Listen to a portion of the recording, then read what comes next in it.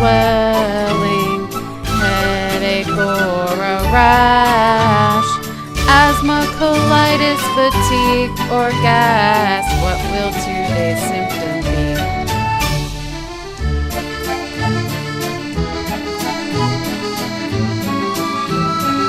My loopy life with lupus.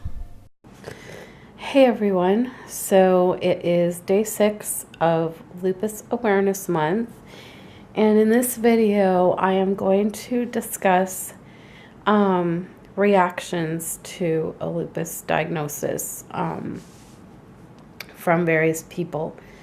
And so first off, I want to say that I do have a supportive family, especially my side of the family. You know, my mother and everyone on my mother's side of the family really is actually the most supportive people in terms of my lupus. With that said, I'm just going to talk about the fact that with lupus, it's really, really hard for anyone who doesn't have it to understand what it's like to have it. And so there's all kinds of reactions that you get. Some people might think that you're lazy because you are so fatigued that you're laying around, or you can't clean your house because you're in pain and you don't feel good. And so some people get the idea that you're just being lazy, when in fact, you know, if you did feel well enough, you would certainly be willing to do those things. And in fact, I think once you become chronically ill, and simple things like cleaning your house become such a difficult task to do, you actually look forward to feeling well enough to do them. It's funny, you know, when you're healthy, it's like, oh, I gotta clean, it's like chores, blah, blah, blah. But it's because it's stuff that you take for granted. You know, you take it for granted when you're healthy. And so when when the ability to do that whenever you want is taken away from you, it's like, man, like I would give anything to feel well enough to clean today, you know, to make my house look nice. Especially in my case, it's been very hard for me because I am a neat freak. I like things organized. I like things clean. I like things tidy. I like everything in its place. And I do my best to keep up with that kind of stuff, but it is really, really difficult to do. And sometimes I just have to listen to my body and say, okay, today is just not the day that you're going to be able to clean your house. And so it's been extremely difficult for me, being a neat freak, to adjust to a level of untidiness that I can handle without getting too stressed out. Alex, my husband, is a big support, and he does do a lot of the cleaning in the house. I usually have to ask him to do it if I can't, or I have to remind him when certain things need to be done, but he will do it. And he does a lot of the cooking now because he gets home from work before I do, and I don't get home until about 6, and I'm tired, so he usually does do the cooking. Sometimes if I feel okay, I will help with the cooking. So it's hard for people to understand. They think, you know, you're being lazy, but it's not that. Believe me, we would love more than anything to feel well enough to take part in all aspects of life, but it's just not always the case. So when I was going through the year of joint pain and stuff, and we were trying to figure out what was wrong. We were trying to get a diagnosis.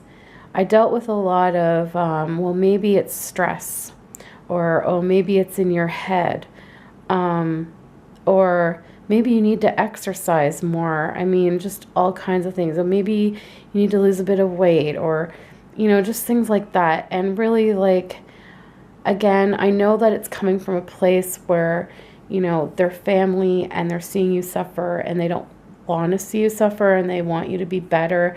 And I realize they're trying to offer advice, but for someone like us, you know, you're not in our shoes and you don't know what it feels like. And the last thing we need to be told is that it's all in your head and we're crazy, because that is just not true. And so people mean well, but it often comes across as almost accusing the patient, you know, almost saying that it's their fault, that they've done something wrong with their life that makes them feel this way and makes them sick. And it's just not the case. Also, once I was diagnosed and, you know, I told my mom first, and, you know, she was relieved that we finally had an answer, but she was also very scared for me. She didn't really know much about lupus at the time, but what she had read about it or heard about it was kind of scary. I was terrified because, of course, I went on the internet and read all these things, and I started to go into lupus groups online, and I would hear people's stories of these horrible experiences that they had gone through with lupus, and it just scared the crap out of me. But over time, I came to realize that every lupus patient is different, and so someone may have gone through something really horrible, but it may never happen to me. And so over time, I did realize that, and, you know, I'm not as scared now, now that I know how to manage things a little better. But yeah, definitely being scared, you know, a lot of people were worried. Alex tells me that he always worries about me. He knows that I'm a nanny, and so that means that I'm alone all day, and he worries. He told me he worries about me all the time, and I can see it. Like, he's stressed, he's worried, and I mean, I feel so bad because, you know, when you say the vows in sickness and in health, you never think that that will be put to the test like a week after you're married. I mean, we've literally been dealing with my health from a week after we got married, literally. And that's got to be a huge thing for him. And I often feel guilty. I feel like, I don't know, I feel like he got a bad deal in this, but he tells me all the time it doesn't matter. He loves me, he cares about me, and, you know, we're in this together. And so I'm glad. And we're actually, in 2 weeks, we're celebrating our 5th wedding anniversary. So I'd say we're doing pretty good. And that's not to say that we don't have rough times or times where we argue over various situations, but all in all, he's a great support for me. And I feel bad that he has to worry all the time, and I know he feels anxious and depressed a lot of the time because he just loves me so much that he doesn't want anything to happen to me, and he gets very scared, and he just always worries that something is going to happen to me while I'm at work, and there's not going to be anyone here to help me because I'll be on my own with Jeremy. And obviously Jeremy, he's only 16 months old, so obviously he has no clue how to call 911 or anything. And but I just keep telling him, like, to really, you know, try not to worry, because in all likeliness nothing will happen, and if it does, you know, it does. There's really nothing we can do to prevent it. We just can't sit and worry about it. Also, after I told Alex and my mom, I called my grandmother to tell her. My grandmother's like my second mother. My mother raised me all on her own, and so my grandmother was there a lot to take care of me when my mom had to work and stuff. So I called her, and my grandmother is a wonderful lady. You've seen her in some of my videos with the babies. She just loves them. She's a very giving person, a very caring person, a very loving person, but she can also be a little bit on the negative side. And so when I told her, she said, oh, wow, like, I don't even remember the exact words she used, but basically saying, like, I'm going to be sick all the time. Oh, I'll probably have to go on disability, and things like that. And then I was telling her about how at the time they were testing me for this one thing that they test for in lupus, and it's something that can kind of like tell them that there might be a risk of miscarriage in the future if you try to get pregnant. And my grandmother goes, well, like, you're not going to have kids if you have lupus. You can't have kids if you have lupus. And I'm like, lots of people with lupus get pregnant and are, they have kids and stuff. And well, she told me that she saw a lady on television on a talk show that had lupus, and she had lots of kids, but she was always in the hospital and this and that. And she goes, and so how would you be able to take care of a child properly if you're always sick and you're always in the hospital and you're always bed and you can't do this and you can't do that? And so it was just kind of like, really? Thanks. And then I just had, on my father's side of the family, my grandmother and my dad, their reaction was not much of a reaction.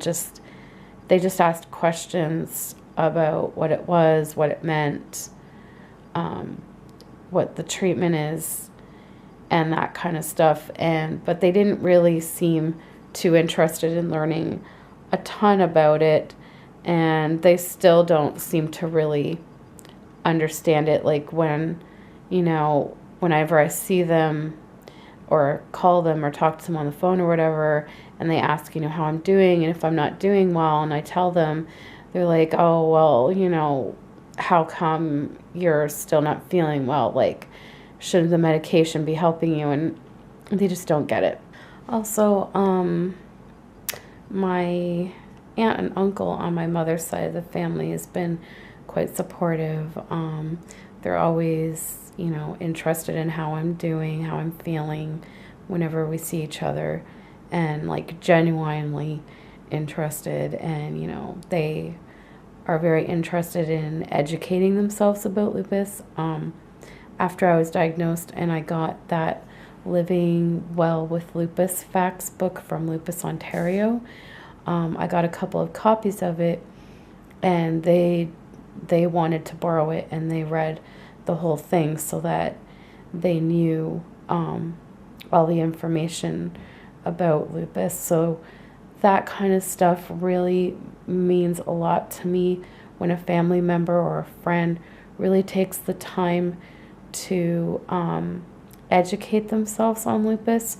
I'd say that's one of the main ways that you can show someone with lupus that you're supportive, because even though you can't fully understand what it's like to have lupus if you don't have it yourself, at least, reading about it and educating yourself about it as much as you can helps you to understand at least a little bit, I think. And it shows the person with lupus that you care enough to learn about their disease so that you can better help them and better support them and understand them. So that's really a great thing. Alex's family, his mother, my mother-in-law, has been wonderful. I think it was a few months after I was diagnosed, she actually got together a bunch of her friends to have a ladies' day at her house. I think it was like a brunch that we had. And she was donating $5 per person that came to Lupus, and encouraged them to donate as well. And then she actually had me give a little talk about lupus, about what I had gone through, like sharing my story basically. And then I actually shared 2 really informative videos that I found on YouTube about lupus. And so they went away with a knowledge of lupus, what it was, you know, that it exists, and that there's not a lot of information and research done on it. And so that was a wonderful way to support me. Also, they came out with us to walk at, I believe it was 2 years in a row, his mom came out to walk with us for the Lupus walk that took place in Durham. And the first year I was hoping to have a bigger team, but I think it was just my mother-in-law, Alex, my mom, and myself, and I think maybe my dad as well. The second year, though, we had my sister and her husband and my niece and nephew join us, which was wonderful. And also my friend Andrea came out with her kids, which was great. So it was really nice to have that support. I have extended the invite to, we're actually going to do the walk this year as well. This time we're doing one closer to home. It's within the city, and it's taking place on May the 31st. And so far, the only people on our team are me, Alex, and my mother. And I've extended the invite via message on Facebook to a whole bunch of family members, from my family members to Alex's, and some friends as well. And so far no one has joined. I don't know if some of them have seen it or not, or whatnot, so I'm actually planning to mail out an invite this week. But I just find it a little disappointing when no one seems to want to come and walk with us, because to me, even if they can't, you know, find a lot of sponsors, that's not a problem. I mean, any amount of money for lupus is great, but it's just to get together. And, you know, I think having a team of people around you just kind of reinforces that they support you, that they're there for you, they're encouraging you, and, you know, they want to help. And so it's just my dream to have, you know, my whole family and my friends all come together and walk as one big team. It would just be a dream come true for me, but I don't think that's going to happen, because I don't think that a lot of them really know a lot about lupus. And as often as I've tried to share information on it, I just don't think they're interested in learning. And this is more Alex's side of the family, and that's fine, you know, whatever. But yeah, they just, I don't know how to explain it. Alex's grandmother doesn't speak a lot of English. Like, she speaks English, but I think there's a lot that she doesn't really understand. And so I haven't really tried to get into explaining lupus much to her, because I just don't think she's going to understand the terms and whatnot. But I know that when I was, you know, in the beginning stages after my diagnosis, like, she told me, oh, don't worry, they'll fix your blood and then you'll be better. So I was just like, okay, whatever. Yeah, so that was interesting. Also, like a situation that happened last summer at Alex's aunt's for the barbecue. Um, it's a 2-hour drive to her house, and it's back then when I wasn't on the treatment I'm on now. My joints would get very sore and stiff and swollen on long car rides. And, we would stop about an hour in to get out and stretch and whatnot. But by the time we got to his aunt's, my joints, especially my hands, were in a lot of pain, and they were a little bit swollen and a little stiff. And we were outside on the deck, and his aunt was bringing out some platters of food, and she asked me if I could move this potted plant that was on the table, and I said sure. And then I went to lift it and realized how heavy it was, and I literally could not lift it off the table because my joints were so sore and stiff and weak. I just couldn't do it. And I said, I'm so sorry, I can't lift it, it's too heavy. And she was like, what? That's too heavy for you?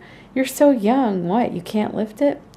And so it's just things like that, that clearly his family is not as understanding and not maybe as willing to learn about it as my family is. And I guess it makes sense. My family, they're blood related to me. They've known me from the time I was a baby, and they love me and they care about me. And so I can kind of understand why, it's my in-laws. Like, they're not, as I'm sure they care about me, but probably, it's not the same kind of bond as my, blood relatives. But it is a little frustrating at times. And then recently I had a situation where we were getting ready to go home from a visit with Alex's dad and stepmom, and it was a really awkward situation I was put in, and it was actually probably the most awkward situation I've had thus far in terms of reactions. As we were getting ready to leave, Alex just went to the washroom for a minute before we left, and so I was alone with his stepmom and his dad, and they were telling me that I should read the book The Secret. And they're like, because there's this chapter that talks about health and how positive thinking can heal you. And I'm going, oh God, here we go, not this kind of stuff again. And they were just saying that because his stepmom had just had an injury to her wrist, and she had a cast, and she also, because she had fallen down the stairs and she had a concussion and stuff. And so she was saying that every morning she wakes up and reads the chapter on health, and that it's really helped her think more positively, that she thought she was thinking positively, but this kind of pointed out that she wasn't fully thinking positively or something. And so she's just really gonna focus on visualizing getting well, and that her body will heal quickly and all this stuff. And I mean, that's fine. I understand thinking positive helps you cope. It definitely does. It can help you cope. It can help you feel better mentally. But it's not going to cure my lupus. Thinking positively it's not a cure. There's nothing that's going to cure my lupus. And so I kind of found it a little insulting, because it's almost like she was telling me that I'm not a positive person, which is totally not true. In fact, I've become more of a positive person than I ever was before being diagnosed with lupus. Since being diagnosed with lupus, I have become a more positive person. I would say the first year to the first year and a half, I was not very positive, when it came to my disease, because I was essentially grieving. I was in the grieving stages because there was so much that I had lost from, my whole first year of marriage. Like, I thought it was just like a disaster because I was sick and nothing was working out and this and that. And so I was very depressed. I was very angry. I was very, I went through all the emotions of grief.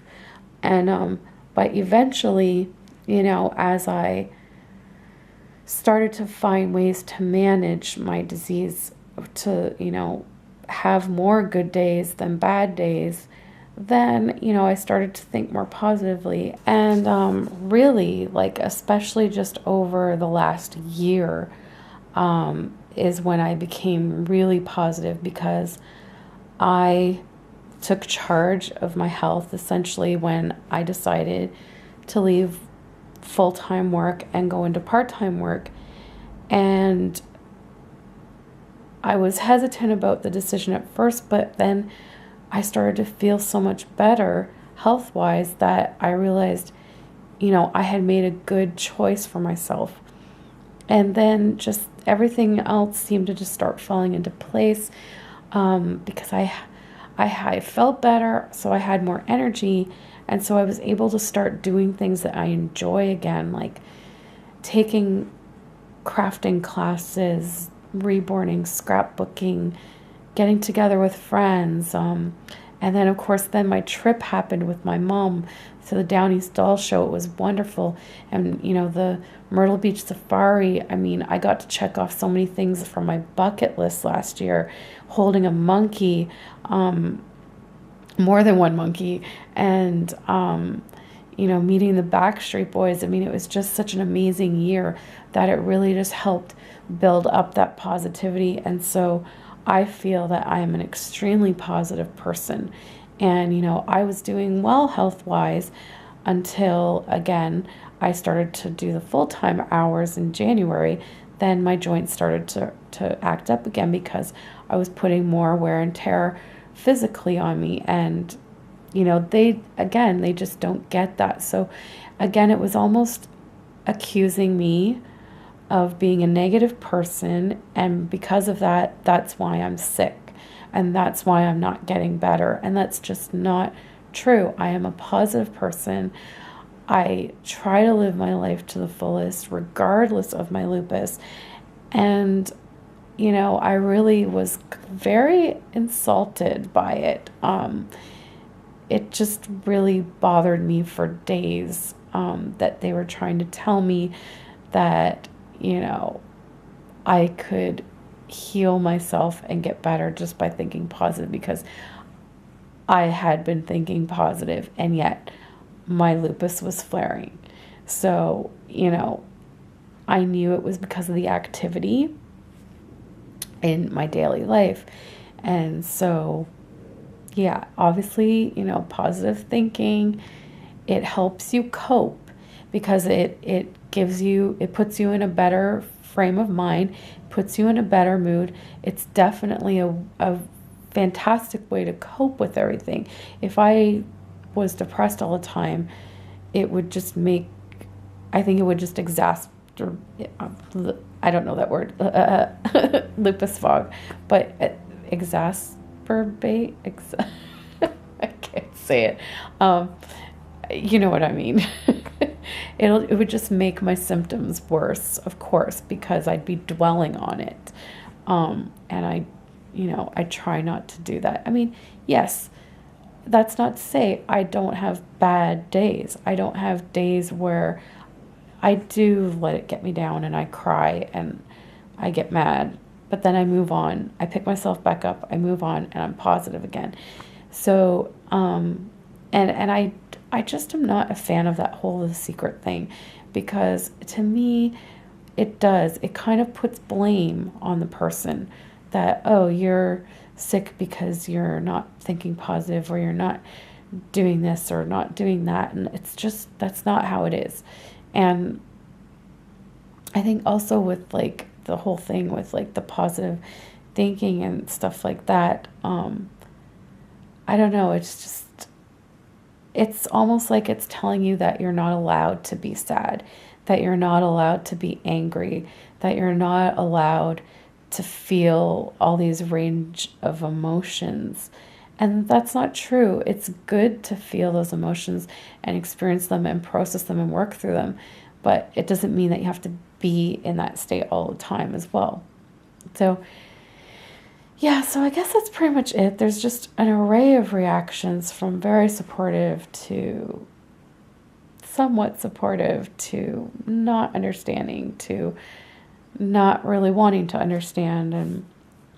And these are things that people with lupus deal with. And we also have to deal with the fact that we don't look sick on the outside. And so it's, again, hard for people to understand that we are not feeling well, or that we're in pain, or that, you know, today I can't do this. Maybe tomorrow I'll be able to do it, but I can't do it today. Or, yeah, yesterday I could do it, but today I can't do it. And they don't get that because it's so like in and out, and it's like you can and you can't, and it's hard to understand. Like, oh, how can you have been walking fine 5 minutes ago and now you're limping? You know, it's stuff like that that it's really hard to explain unless you have it yourself. But my thing is that, you know, just show them you care. If you have someone in your life that's chronically ill, I would say the best way to show your support is ask them if they need help with anything. Offer to make some meals and freeze them so that they don't have to cook some nights. You know, offer to join their team and go and raise money for the cause, or donate money, or just listen to them. You don't even have to have advice. You don't even have to understand, but just listen to them if they need to talk. Or, you know, if they're not feeling well and they can't come out to a gathering of friends, then say, hey, can I just come and sit with you? Can we watch a movie or talk or whatever? And, you know, that's great. Those things are great. And then again, you know, take the time to educate yourself on their illness, because it shows that you care. So I guess that's it for this video. I've rambled on long enough. And yeah, it's hard dealing with the various reactions sometimes. But when you get the good ones, when you get the ones that really support you and care, then that's great too. But so I hope this video has been helpful to some of you to know that you're not alone in these reactions. And also, like, to those who are supporting someone, maybe you can take away something from this that will help you be a better support system for that person.